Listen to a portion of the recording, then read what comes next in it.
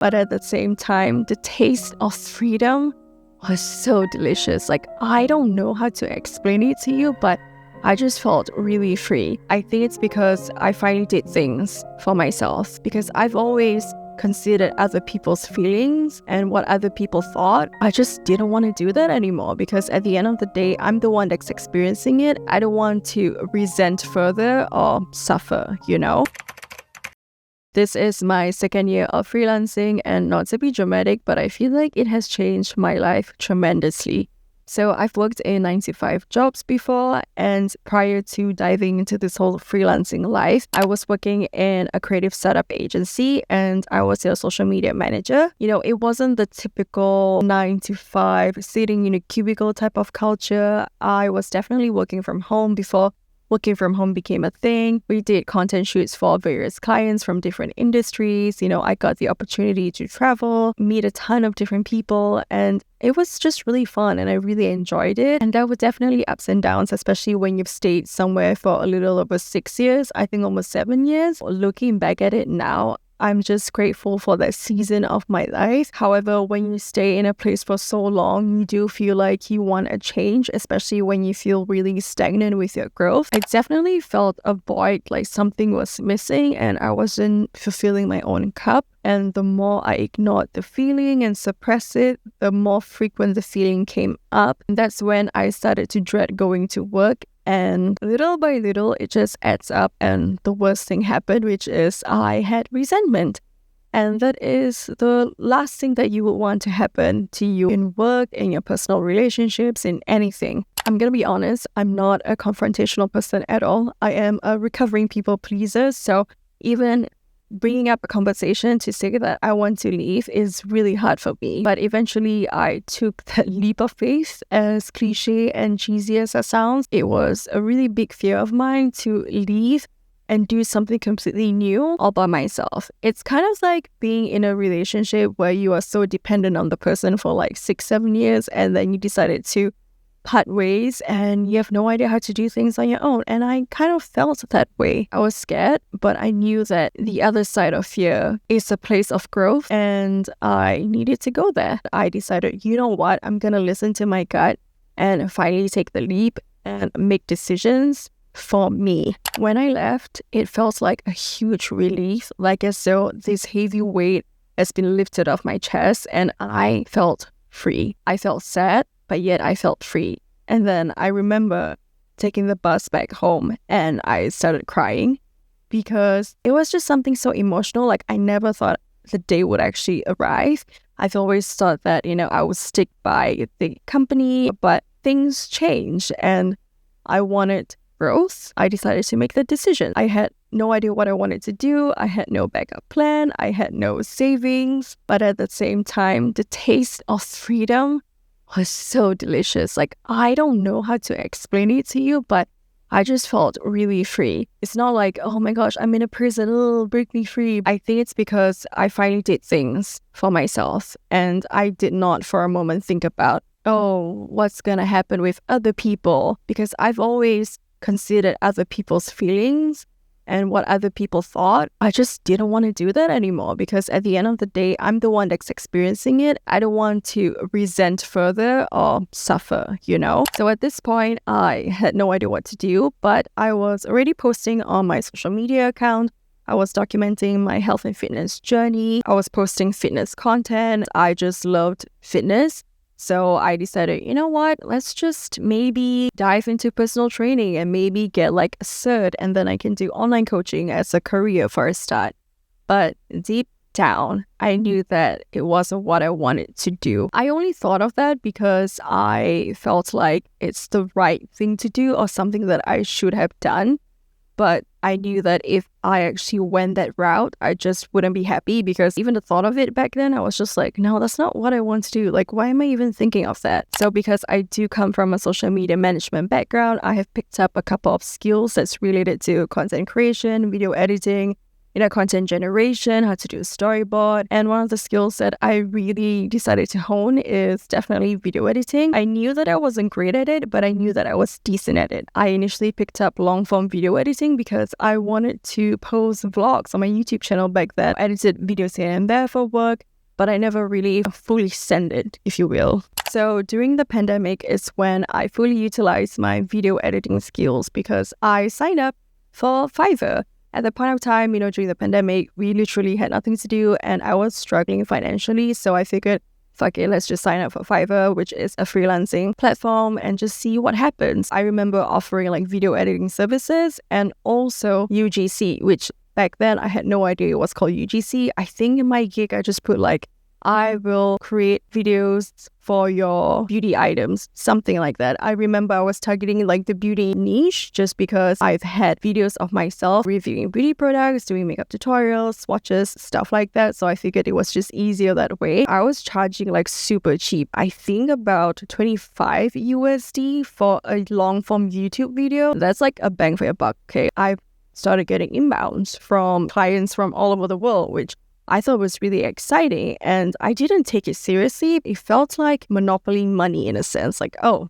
this person from the other side of the world trusts me to edit their content. I'm like, okay, I love editing content, so I thought that was fun. And I even had different brands from different parts of the world sending me their products to do like UGC skincare videos, makeup. It was just like a little side hustle thing to kind of like survive during the pandemic, and it has taught me a lot to stay prepared financially, just so that when shit like this happens, you're not drowning, or putting your eggs in one basket and just hoping that, that will save you. And because I was charging super low, I did not even mind because, again, pandemic, I was cash poor, but I was time rich. So I'm going to make full use of my time, even though I wasn't being paid a lot. I was also doing video editing for like real estate agents, for like aesthetic clinics, lifestyle influencers, editing their hauls, makeup tutorials, reviews, vlogs.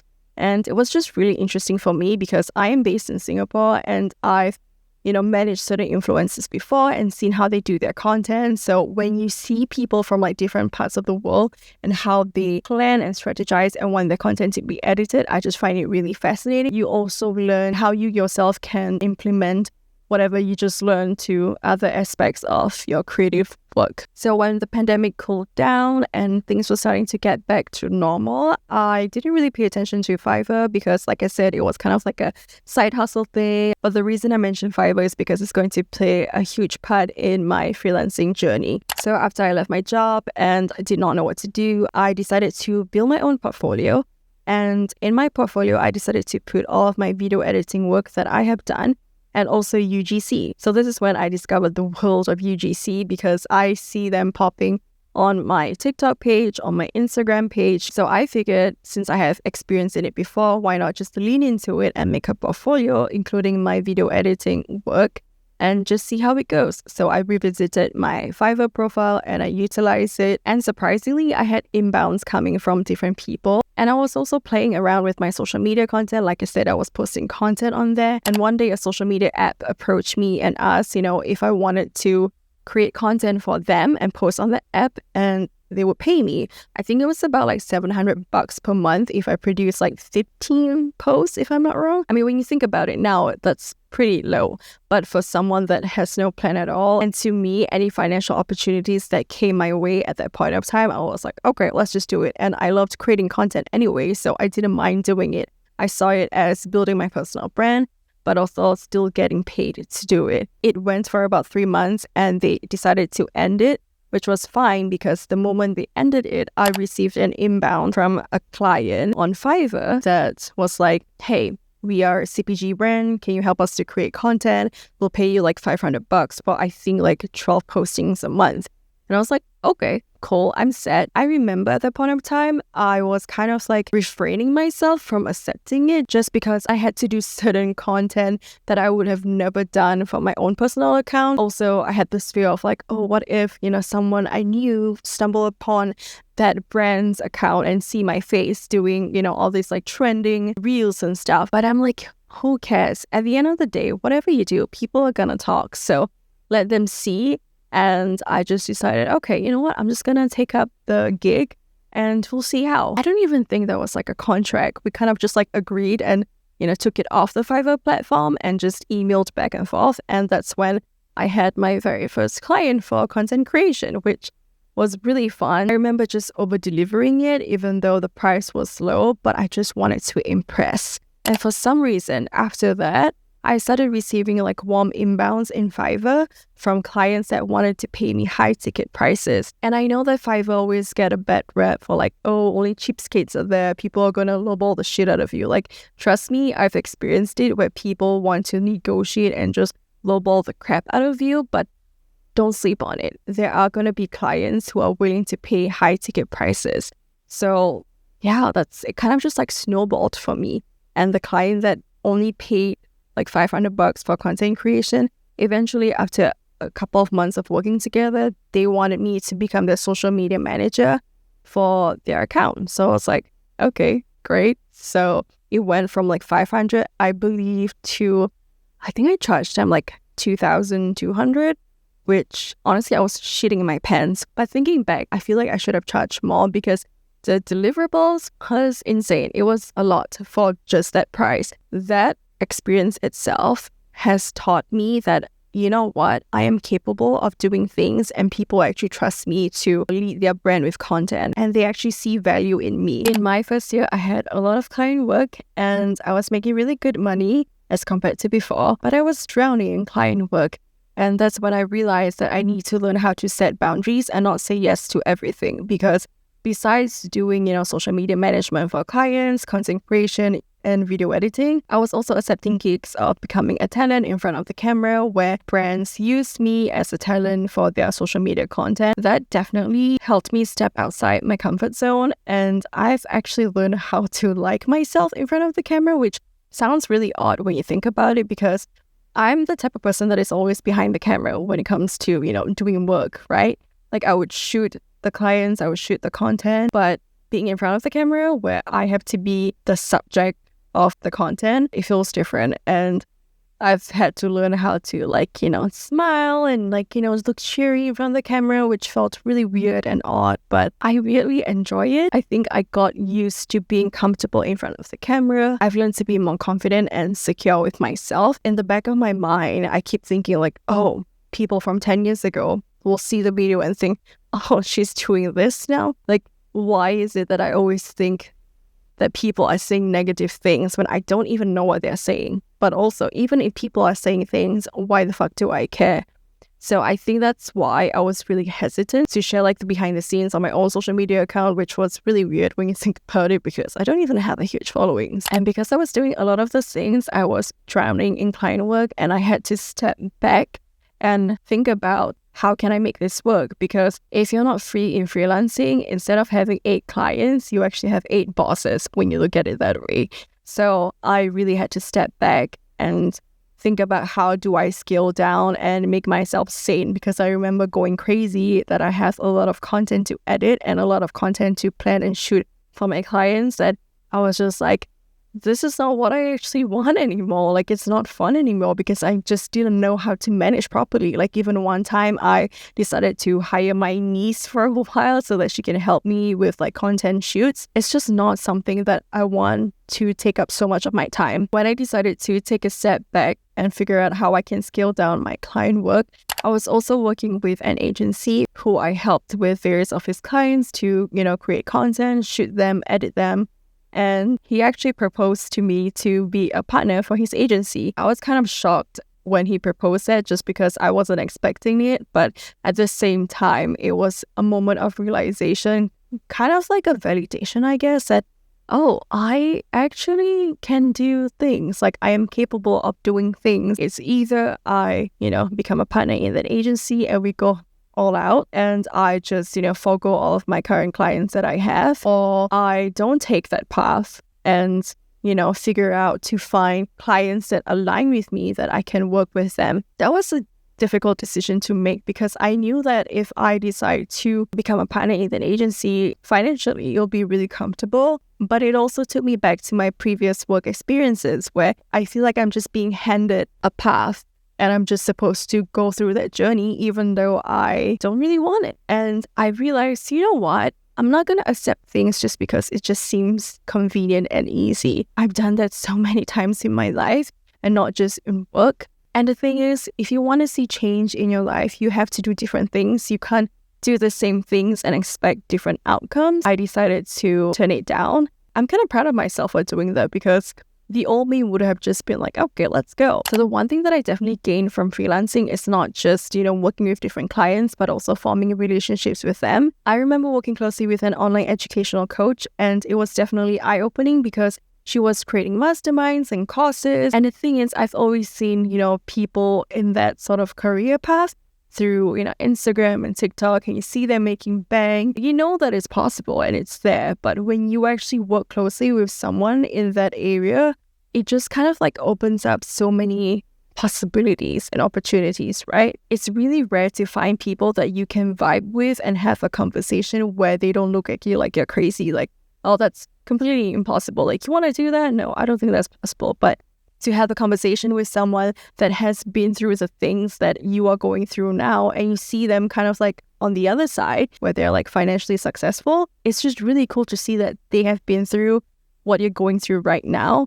And there is hope on the other side, or, there is, a possibility of you reaching to that goal, which makes me realize that it's important to surround yourself with like-minded people and also people who have similar goals, basically, and they don't look at you like you're crazy. So to sum it up, freelancing has definitely changed my life because, one, I have definitely improved my talking skills with clients, whether it is to lead them on a discovery call or, go on meetings or even just interact with them during our content shoots, and how I convey my ideas and my strategies. It has definitely helped a lot because I remember in my past work experience, I would just be in a meeting. I've always felt like I've never contributed anything valuable. And even if I do want to speak out, I'm scared of people judging me and think that I sound stupid, which I think most of it just comes from me hating on myself. Is it called self-deprecating? Is it self-deprecating? I don't know. But something like that. So I've learned to basically stand on my ground and learn how to be confident in the way I deliver my opinions, my thoughts. And I've met so many different people from various business backgrounds. And I used to think that when people own a business, they know what they're doing. But half of the time, people have no idea what they're doing. That actually brings me hope because it means that I can do it too. I realize that at the end of the day, no matter how successful you are or how big or small your business has been, everyone is just trying to figure things out. It's also awesome to meet people who start businesses based on, their passion, and they're genuinely enjoying what they're doing. And that also inspires me as well. And it makes me want to show up for them even more. I've also learned how to step outside of my comfort zone when it comes to not just meeting people or talking with people, but also in the way of creating content, because there are some moments where I'm like, oh, this is definitely not the type of content that I would do on my personal page, but I'm doing it for clients. It's different. And especially when I have to be the one in front of the camera, that's definitely something that I had to work on. I'm like, oh, I don't really like the way I look, blah, blah, blah. But I've stopped making it about me when I realized that, hey, I'm providing a service and I need to fulfill the client's deliverables and I need to, give it my best. And at the end of the day, I just want to deliver proper work to the clients. And I've also learned how to be more disciplined in my life. I realized that I have not been as disciplined as I thought I would, but, I'm learning. It's definitely a process. You are essentially your own boss. You have to learn how to pick yourself up on days where you don't feel like showing up. And I think those days where you don't feel like showing up are the most important because it's kind of like a test of, are you resilient enough to get through this? And that's not to say that freelancing sounds like it's like a cutthroat thing. It's definitely not, because if you think about it, the barrier to entry is really low. You just need to have a skill and Wi-Fi and a laptop, and you can definitely get things done. I mean, in my first year of freelancing, I was literally doing a lot of things when it comes to client work. Because I'm a recovering people pleaser, I was just saying yes to many things, and I just wanted to see if I could handle it. It was almost like a test to myself, whether I could prove myself that I can go through with this and make it work. But now I'm in my second year, I realize that it's important to set boundaries, not just with clients, but also with myself. I tend to do more than 8 hours of work per day. I remember just starting out, I was doing at least 12 hours of work, and because I was also doing video editing. It was taking a lot of time, and I was editing like long form videos, like YouTube videos. And now that I'm in my second year of freelancing, I'm also finding clients that are more aligned, because I find that there's such a difference between signing on a client just because you need money to survive versus signing a client because, oh, I believe in that client and I really want to make it work because we are so aligned. I believe in the brand, and that makes it so much more fun to work together. I can definitely go on and on about freelancing, but that's what I've learned so far. And my journey has not been easy. There are ups and downs. You do have clients that ghost you, don't pay you, or pay you late, but